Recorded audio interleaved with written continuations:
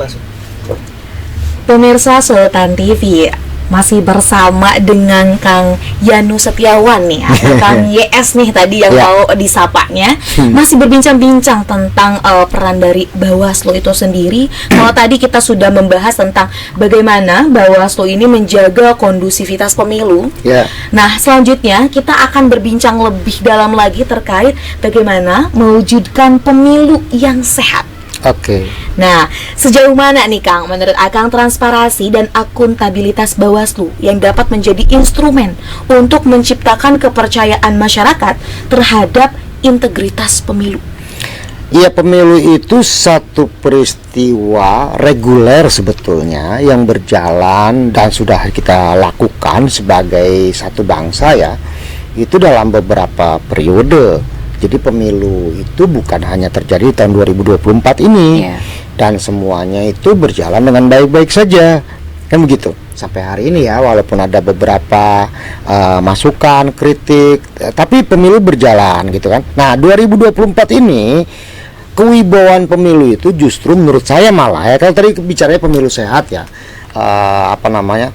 kewibawa sehat itu kan dia menampilkan wibawa pemilu ini bisa menjadi justru kehilangan eksistensinya, kewibawaannya kalau Bawaslunya tidak bekerja baik, kan begitu. Salah satu misalnya contoh, ada beberapa misalnya waktu lalu Bawaslu menyampaikan bahwa KPU sesat gitu ya.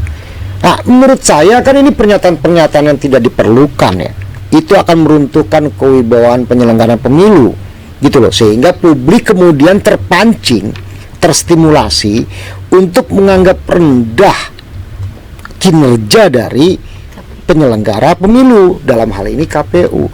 Padahal itu bisa dilakukan dengan cara yang lebih institusional, kelembagaan, kemudian juga lebih cerdas, kan begitu. Atau yang lain lagi, dimensi yang lain misalnya, publik misalnya harus juga dijelaskan kenapa ada hasil dari Bawaslu mengidentifikasi daerah-daerah rawan pemilu, kan gitu ya, rawan pengiriman logistik, rawan ini. Nah, itu dijelaskan kepada publik gitu loh, dan bagaimana cara mengantisipasinya. Bawaslu pasti bisa dong.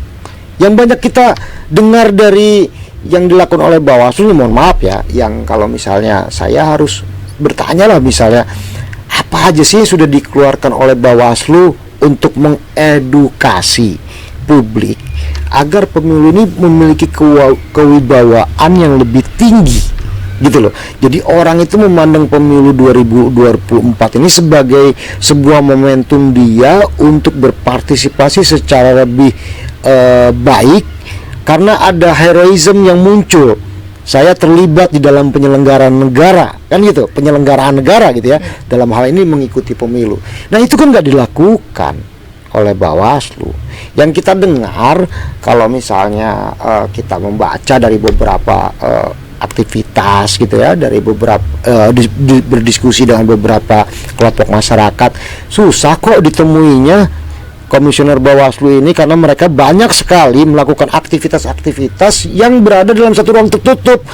Misalnya, mohon maaf ya, bukannya tidak boleh, tetapi kalau tiap hari nongkrong di kafe, hotel misalnya gitu ya, karena melakukan ABC, ya ketemu sama publiknya jarang lah. Mereka kumpul-kumpul di antara mereka aja tuh. Nanti rapat koordinasi lagi, rapat terus gitu loh. Rapat, tapi tidak pernah datang secara inisiatif ya, ada sesuatu ke kampus, ke kelompok masyarakat yang concern dengan kepemiluan gitu loh. Coba deh tanya banyak kalangan masyarakat ya, apakah mereka pernah didatangi gitu loh. Pernahkah mereka didatangi oleh Bawaslu provinsi untuk mendiskusikan kerja mereka? Tanyakan deh gitu loh, ke kampus, ke kelompok masyarakat yang bergerak di isu kepemiluan. Pernahkah didatangi oleh komisioner Bawaslu untuk mendiskusikan apa yang mereka kerjakan? Rasa-rasanya kok belum ya. Betul. Kalau saya secara pribadi pernah beberapa kali mengundang Bawaslu yang nggak hadir juga. Apakah ada hal yang ditutup Ya, gitu ya, Pak? kita nggak bisa, akhirnya kan kita, ya gimana orang mau lihat Bawaslu transparan, Ya. begitu loh. Bagaimana kita mau ngomong bahwa, ya kalau secara normatif, syarat-syarat sebagai sebuah lembaga transparan, itu salah satunya mempublikasikan laporan keuangan di websitenya. Ini secara normatif, tetapi kan bukan normatif yang dibutuhkan oleh publik. Substansi kita bicara soal akuntabilitas itu adalah publik mengetahui apa yang dikerjakan, publik terlibat, diajak terlibat untuk membahas apa yang mau dikerjakan. Kan itu substansinya, apa substansinya gitu loh. Bukan sekedar menggugurkan kewajiban kelembagaan atas suatu perintah yang datang dari undang-undang. Kalau kayak gitu ya normatif aja, gitu loh. Kita nggak pernah tahu deh misalnya, atau pernah nggak sih mendengar misalnya Bawaslu menceritakan kepada publik, besok saya akan sosialisasi kepada kelompok milenial tentang pengawasan partisipatif. Anggaran saya pergunakan sekian rupiah, yang saya akan hadirkan sekian orang, kan begitu. Kemudian ini akan menjadi apa? Nggak pernah deh, kita nggak pernah. Rasa-rasanya ya, saya boleh dikoreksi nih kalau misalnya salah gitu ya, boleh dikoreksi. Tapi rasa-rasanya belum pernah deh kayak begitu, gitu loh. Kalau mau membangun kewibawaan pemilu yang sehat, dimulailah dari Bawaslu, gitu loh. Nah, kenapa kita concern untuk memperbaiki Bawaslu ya? Katakanlah begini, pemilu ini dilaksanakan oleh satu lembaga yang namanya penyelenggara. Penyelenggara itu ada beberapa, ada KPU, ada Bawaslu kan gitu kan, dan juga DKPP. Nah, Bawaslu ini mengawasi penyelenggara dan penyelenggaraan, kan gitu. Artinya kalau dia bekerja, penyelenggaraannya pasti bagus, penyelenggaranya pasti bagus, begitu loh. Jadi kalau ada dinamika, ada sesuatu peristiwa, itu bukan jadi pernyataan, gitu loh, bukan jadi momentum untuk mendapatkan porsi pemberitaan, gitu loh. Jadi terbalik nih mindsetnya gitu loh. Jadi seolah-olah ketika ada satu peristiwa itu adalah momentum untuk mendapatkan pemberitaan. Padahal yang harus dilakukan adalah dia menceritakan apa yang dia kerjakan. Begitu nggak? Mindsetnya ini harus diubah gitu loh.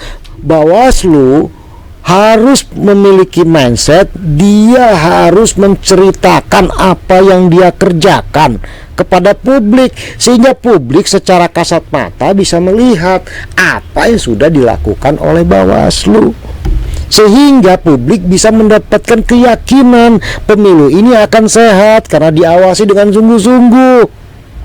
Bukan kemudian dalam beberapa interval waktu publik disuguhkan oleh pernyataan-pernyataan yang pada hakikatnya mendistorsi kewibawaannya pemilu. Begitu, sesederhana itu. Baik, Kang. Selanjutnya nih, Kang, tadi kalau kita sudah berbincang-bincang terkait kapasitas Bawaslu itu sampai mengurusi permasalahan yang mana gitu ya. Nah, selanjutnya pertanyaannya adalah langsung ini bisa ada juga closing statement nih, Kang, dan juga ini bisa ditambah terkait dengan rekomendasi Akang untuk peran Bawaslu ke depannya, terutama dalam menghadapi perubahan politik dan kebutuhan masyarakat. Oke, kapasitasnya cukup, ya. Kapasitas itu kan berarti kan kita mengukur mampukah Bawaslu ini bekerja, mampu, pengetahuannya cukup, sudah dibintek, gitu kan. Pembiayaannya cukup, ada anggarannya, hibahnya besar kok, gitu loh.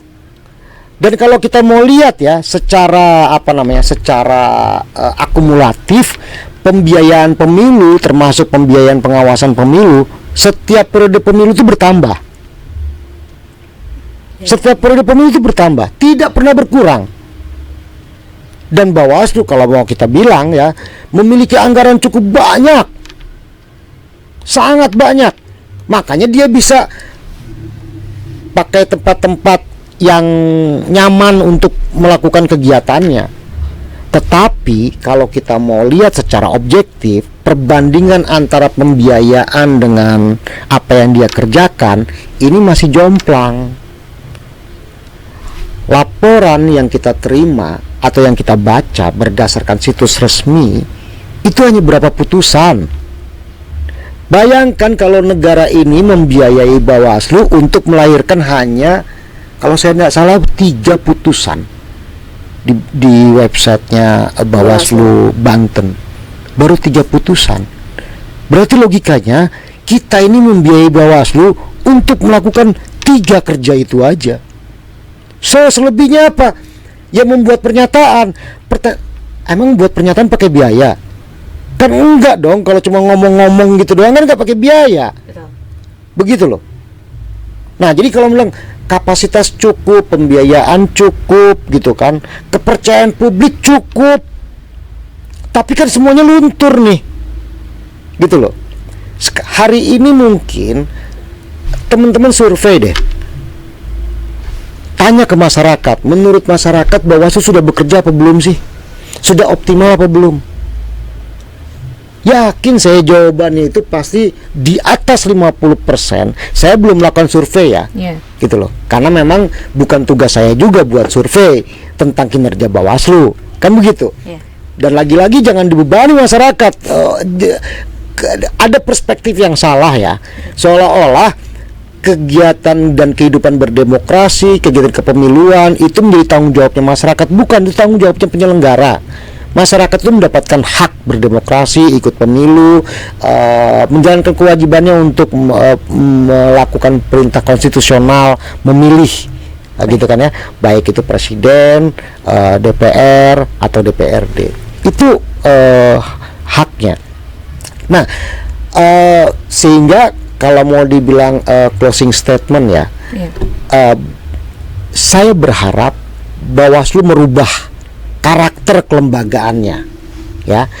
Rubahlah karakter kelembagaan itu benar-benar menjadi lembaga pengawas yang kerja pengawasannya itu terdokumentasi, kan gitu, sesuai dengan ruang kewenangan, tugas dan fungsi, supaya tidak hanya menjadi kelompok pembuat berita kepemiluan.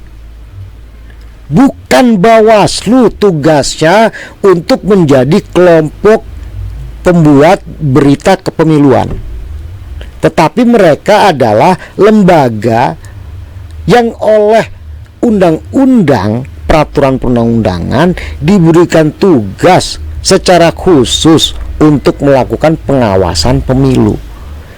Dan rebutlah kepercayaan publik dengan kinerja, gitu loh. Jadi merebut kepercayaan publik buat Bawaslu itu dengan kinerja, bukan dengan pernyataan-pernyataan. Kalaupun mau membuat kinerja itu lebih dipandang berwibawa, maka bersikap yang adil, jangan tebang pilih, kan begitu. Nanti silakan dikembangkan makna dari tebang pilih, karena fakta masyarakat, kalau kita mau bertanya secara sungguh-sungguh kepada masyarakat akan menganggap Bawaslu tebang pilih kok, gitu loh.